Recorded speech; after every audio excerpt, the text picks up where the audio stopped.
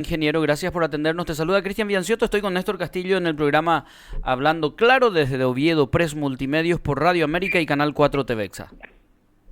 Buen día, Cristian. Buen día, Néstor. Saludo a todo el equipo, audiencia, teleaudiencia. Un gusto y a la orden de siempre, Cristian y Néstor. Hoy Buen día, estábamos ingeniero. hablando con Néstor y dijimos, vamos a poner la prueba de fuego si realmente funciona esta asistencia que da la gobernación con estos pollos de doble propósito, para producir carne y para producir huevo, porque resulta ser que en las noticias, ingeniero, estamos viendo que el huevo ahora es un artículo de lujo, aparte del precio, la escasez. ¿Están teniendo resultados estas personas que recibieron esa asistencia técnica para la cría de pollos de doble propósito? Sí, justamente en la noticia estamos viendo, Cristian, el incremento en cuanto al precio, ya está por docena por cubeta.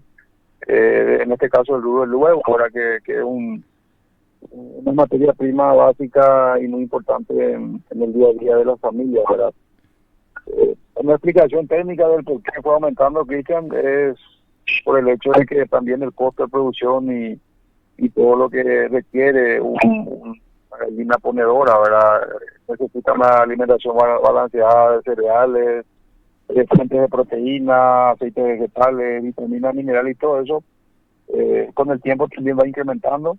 Y sí, esta elevada temperatura hizo de que las ponedoras que tenían la capacidad de poner o de 5 a 6 huevos por semana, reducieron a 2 o 3 huevos por el exceso de temperatura y también por la infraestructura misma, Cristian, que hizo que escasee ese rubro, ¿verdad? Una explicación técnica también que se pudo observar. Y sí, todos aquellos que han recibido y los que alcanzaron la edad, un pollo de doble propósito, Cristian, a partir de 18 semanas más o menos empieza ya a poner huevo, repito, con esa condición balanceada de la alimentación.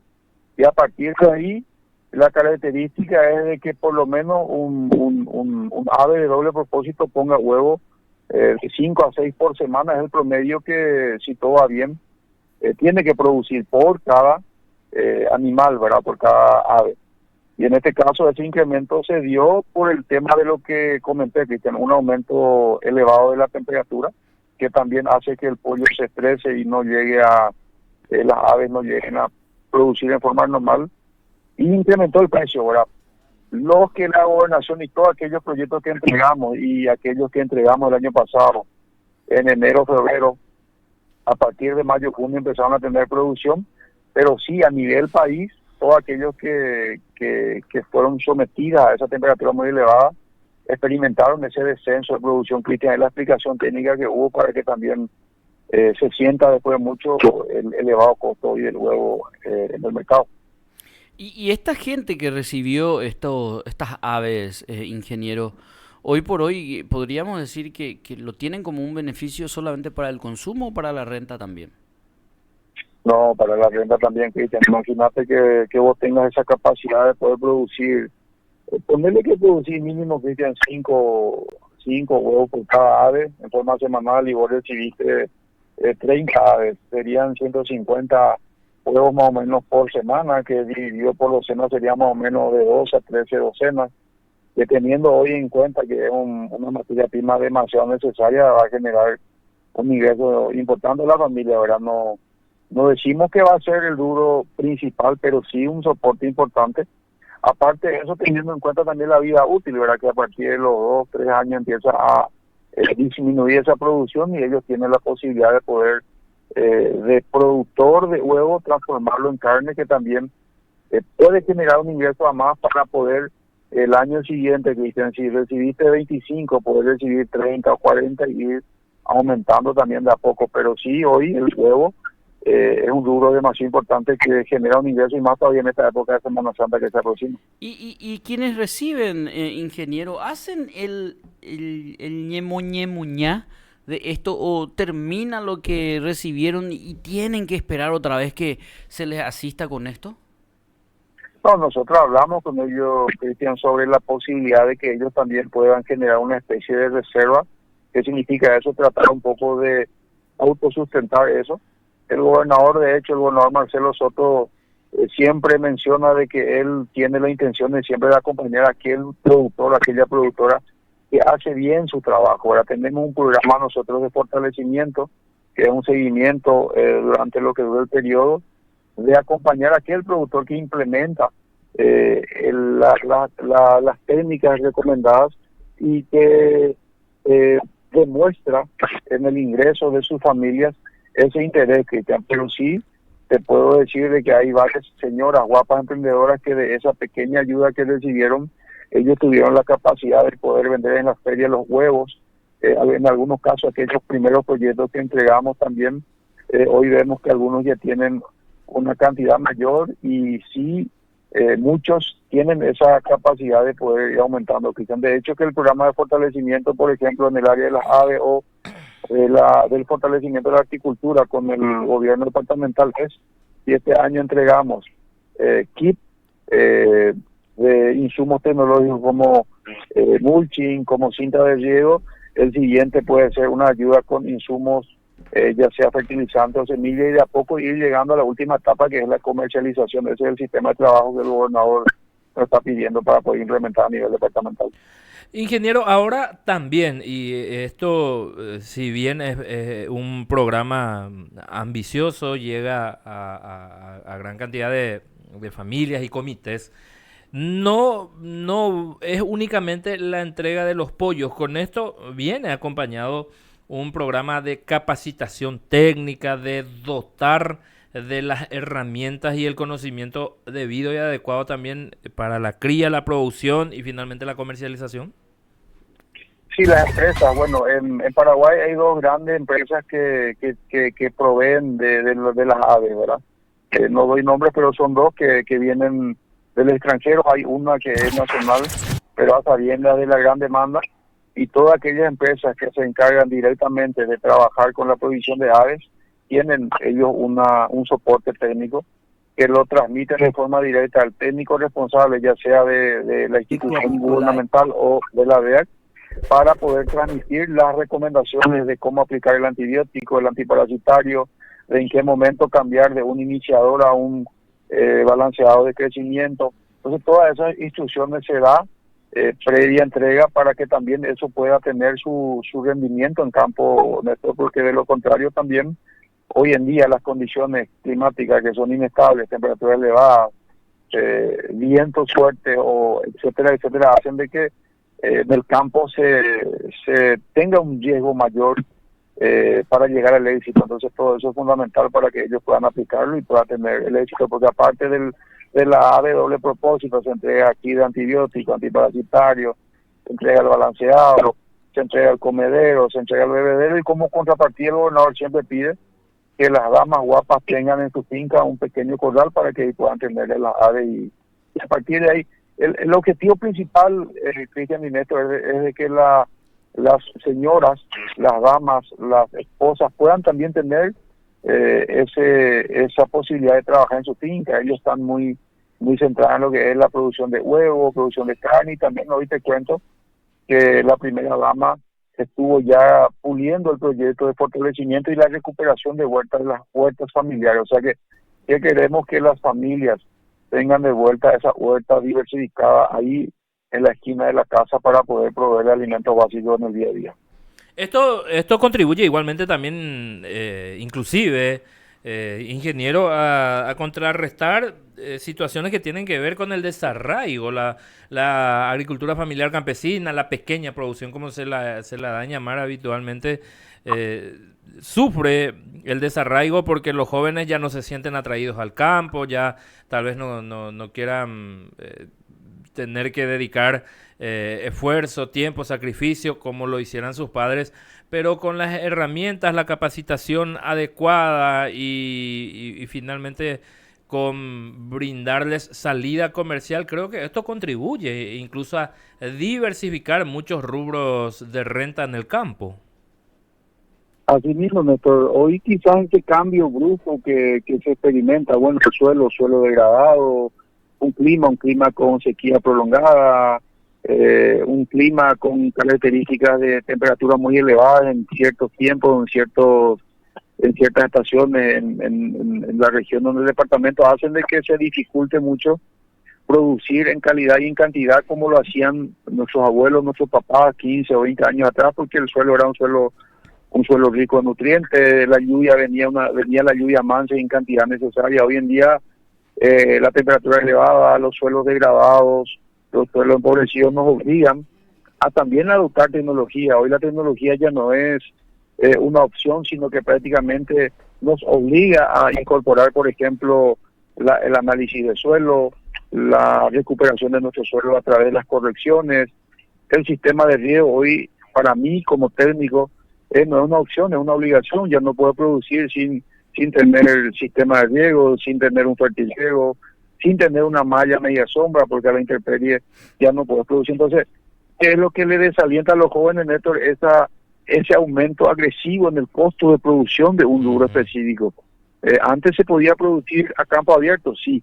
Hoy ya no, por el exceso de temperatura. Entonces son cuestiones que hoy veo que el ministerio está intentando transmitir, y por sobre todo la adopción.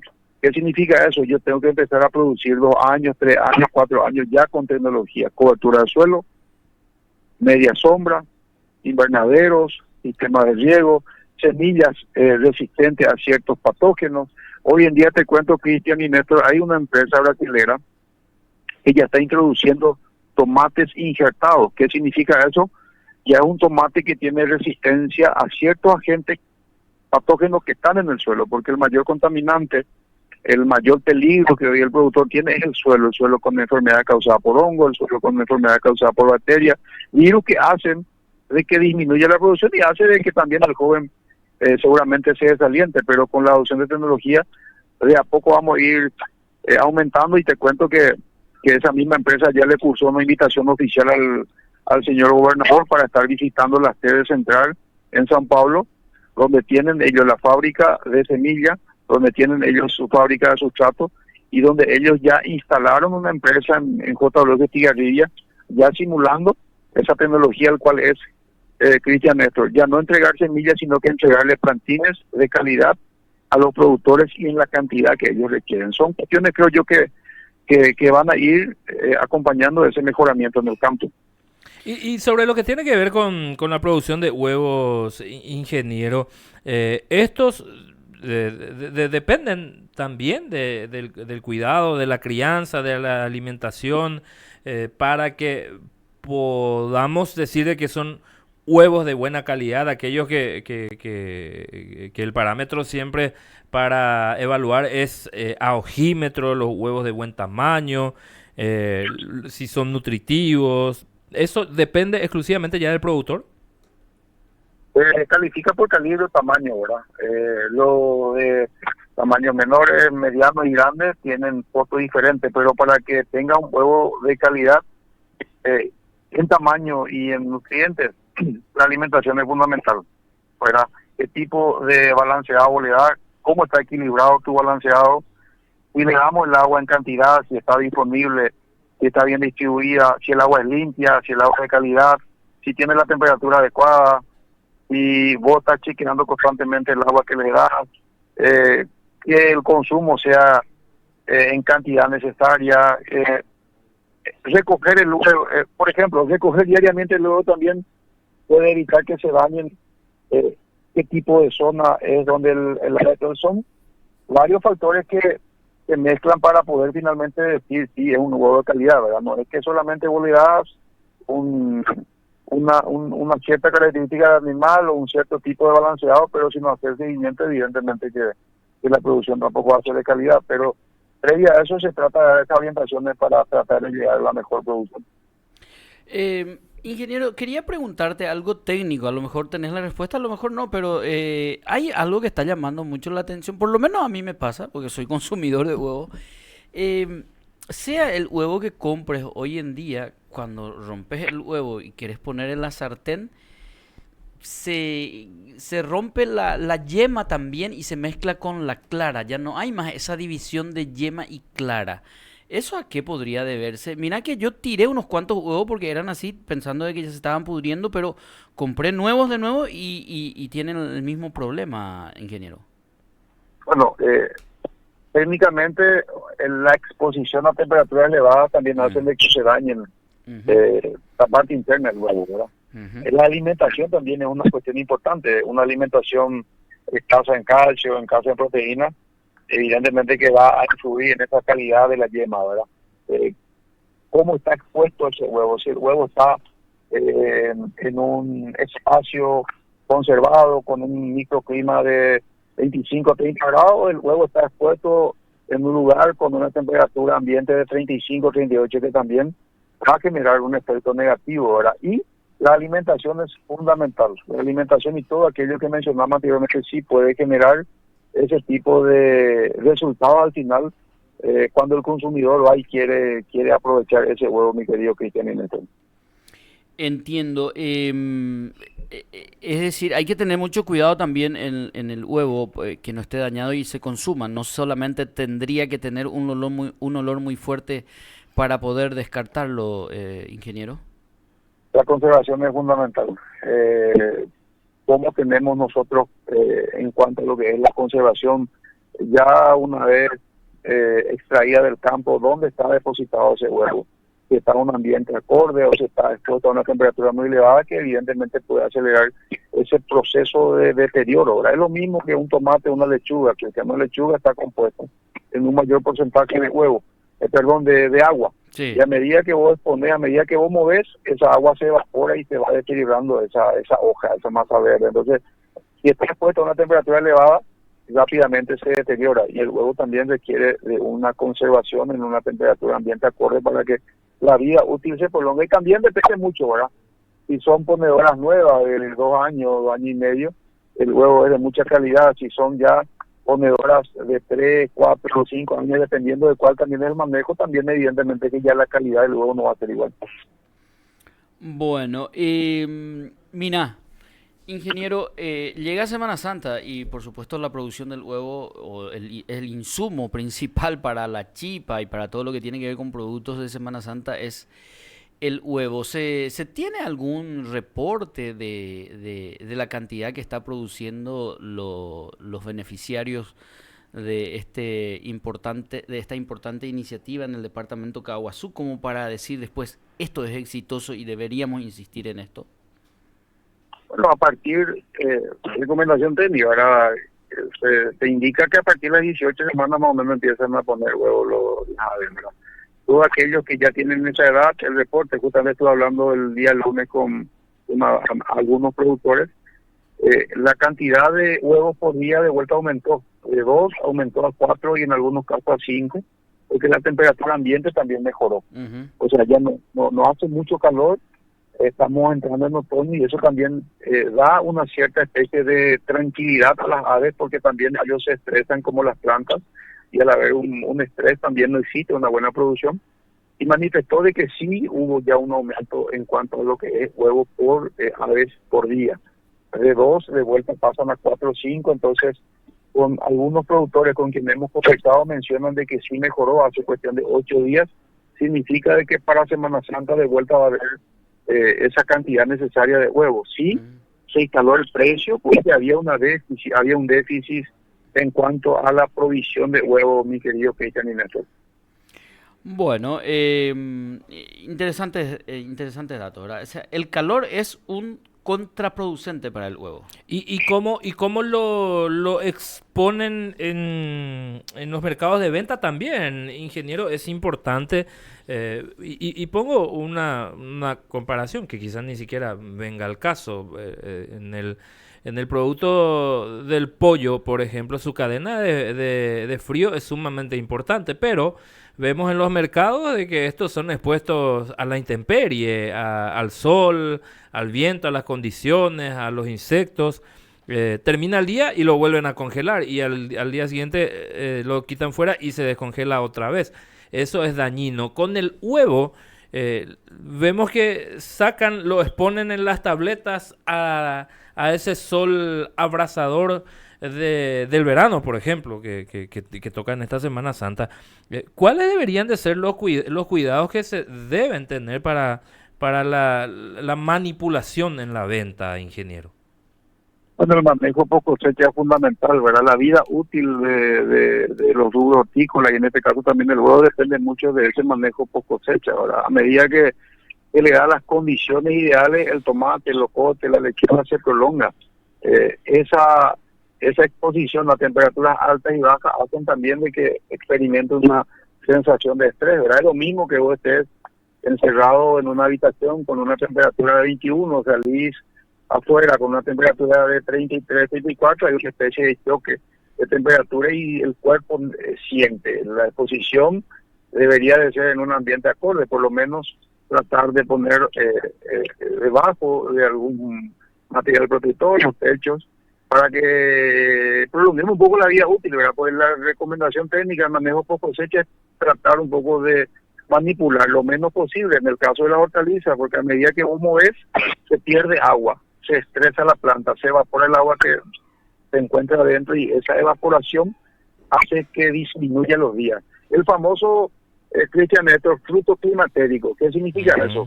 Por ejemplo, el tomate puede seguir madurando una vez extraída de la planta madre, versus, por ejemplo, la naranja, que vos cosechás en un estado verde y se queda en esa coloración verde. Entonces, si es un fruto climatérico, él va a seguir realizando este proceso interno, va a seguir perdiendo agua y a medida que va perdiendo agua en forma de vapor, también se va a ir deteriorando. Entonces, el huevo también necesita de un manejo post cosecha adecuado para prolongar la vida útil y la calidad del producto. Es una recomendación técnica que se puede dar para tratar un poco de prolongar un poco más la vida útil. Gracias, ingeniero, por tu tiempo, por estos datos. Éxitos. Un abrazo, salud y a la orden siempre. El ingeniero Rojas Villalba, Pedro Rojas Villalba, sobre este tema de huevo, Néstor, que está súper